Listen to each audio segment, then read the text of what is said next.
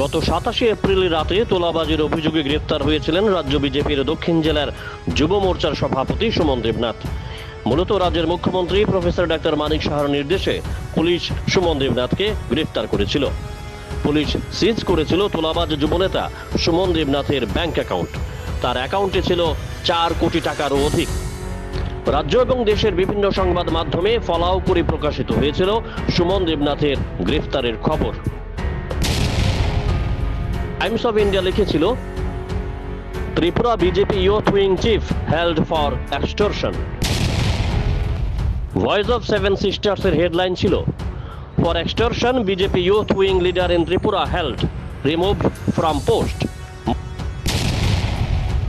Nagaland post লিখেছিল, Tripura BJP youth wing leader held for extortion expelled. Tripura টাইমসের headline ছিল, BJYM south district president arrested.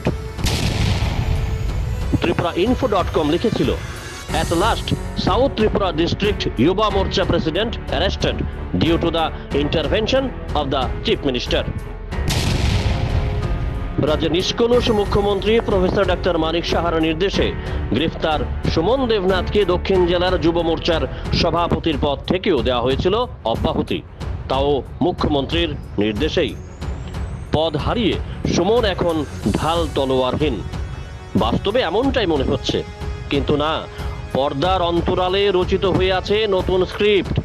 এই script চলে এসেছে জনসম্মুখে, সামাজিক যোগাযোগ মাধ্যমে।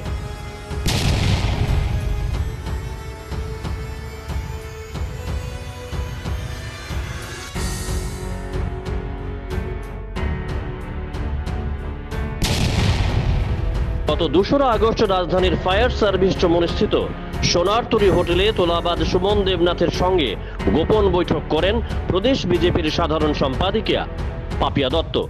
বৈঠক শেষে দিদি পাপিয়া দত্ত ও তোলাবাজ ভাই সুমন দেবনাথ ভুরিভোজ করেন। এই ছবি এখন সামাজিক যোগাযোগ মাধ্যমে ভাইরাল। দলীয় নেটিজেনদের তীব্র সমালোচনার মুখে পড়েছেন নেত্রী পাপিয়া দত্ত। সামাজিক যোগাযোগ মাধ্যমে খোদ দলীয় কর্মী সমর্থকরা লিখছেন, দক্ষিণ জেলার প্রাক্তন যুব মোর্চার সভাপতি সুমন দেবনাথ যদি তোলাবাজ হয়ে থাকেন, তাহলে এর চেয়ে বড় তোলাবাজ আগরতলার প্রাক্তন CPIM এর নারী নেত্রী পাপিয়া দত্ত। এবং যুব নেতা রাহুল চৌধুরীও কি জড়িত আছে? তাহলে কি গৌতম চৌধুরীর টাকা ওরাই ভাগ করে নিয়েছিল? প্রশ্ন।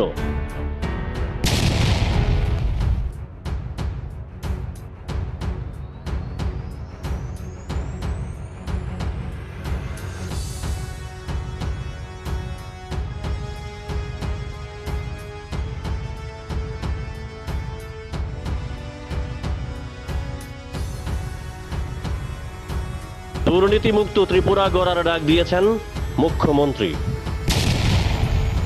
মুখ্যমন্ত্রীর এই সুন্দর স্বপ্নে কি আঘাত হানলেন পাপিয়া? তাহলে কি মুখ্যমন্ত্রীর সঙ্গে বিশ্বাসঘাতকতা করলেন নেত্রী? মুখ্যমন্ত্রীকে ঘুমে রেখে তোলাবাজদের সঙ্গে পাপিয়া দত্তের গোপন বৈঠক কেন? এত স্পর্ধা কোথায় পেলেন পাপিয়া? তাহলে কি তোলাবাজদের তোলার টাকা যাচ্ছে দিদির ভ্যানিটি ব্যাগে? প্রশ্ন তুলছেন খোদ বিজেপির নেতাকর্মীরাই। রাজ্যের নিষ্কলুষ মুখ্যমন্ত্রী প্রফেসর ডাক্তার মানিক সাহা 2023-এর মহাযুদ্ধ জয়ের পর মুখ্যমন্ত্রী মানিক সাহা দুর্নীতিমুক্ত ত্রিপুরা গড়ার ডাক দিয়েছেন। দুর্নীতি সহ নানান অপরাধ দমন করতে মুখ্যমন্ত্রী স্পেশাল টাস্ক ফোর্স গঠনের সিদ্ধান্ত নিয়েছেন। দ্বিতীয় দফায় বিজেপি সরকার গঠনের পরপরই দক্ষিণ জেলার বিজেপির যুব মোর্চার প্রাক্তন সভাপতি সুমন দেবনাথের বিরুদ্ধে তোলাবাজির অভিযোগ ওঠে। বিলোনিয়ার বরজ কলোনির এলাকার মোহনগির ইন্ডাস্ট্রির কর্ণধার অভিযোগ করেন, সুমন দেবনাথ তাকে ভয় ভীতি দেখিয়ে বলপূর্বক 10 লক্ষ টাকা নিয়ে যায়। এই অভিযোগের ভিত্তিতে সুমন দেবনাথের বিরুদ্ধে শান্তিরবাজার থানার পুলিশ ভারতীয় দণ্ডবিধির 341, 384, 387, 506 ও 34 ধারায় মামলা রুজু করে। মামলার নম্বর ছিল 14/2023। 341 ধারা, কোনো ব্যক্তিকে বেআইনিভাবে আটক। 384 ধারা, কোনো ব্যক্তির কাছ থেকে ছিনতাই করা। 387 ধারা, কোনো ব্যক্তিকে আঘাত করে রক্তাক্ত করা। 506 ধারা, কোনো ব্যক্তিকে ভয় ভীতি প্রদর্শন। 34 ধারা, কোনো ব্যক্তিকে সংঘবদ্ধ আক্রমণ।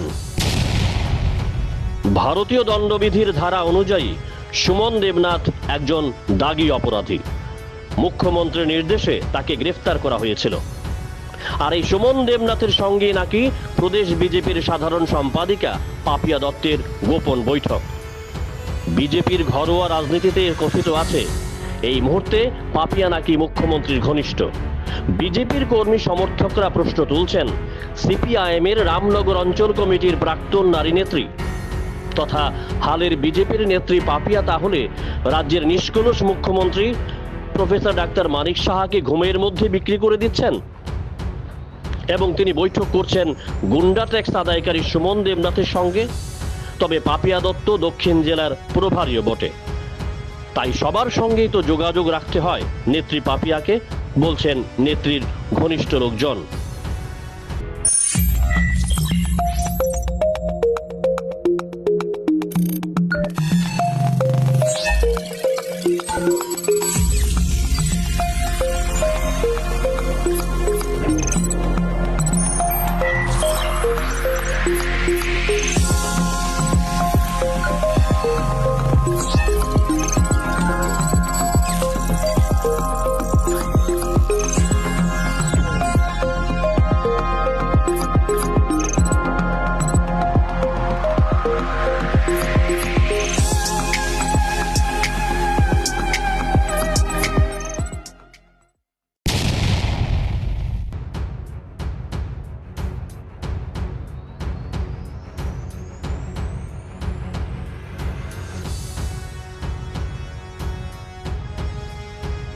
Bureau report, jam 24 news.